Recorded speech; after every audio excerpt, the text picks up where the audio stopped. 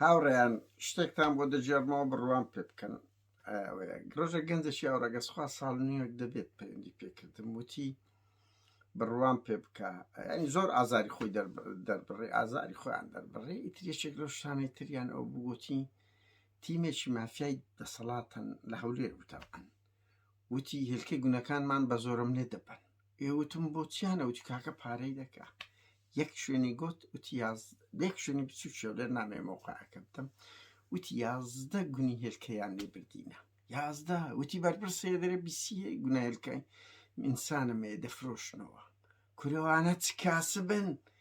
نەوت دەفرۆشن، مخدرات دەفرۆشن، لەش فرۆش دەینە کوردستان و دیسکۆ مەلهە دەکەنەوە تا دەگاتە هێلکە فرۆشتنی مرۆڤەوە.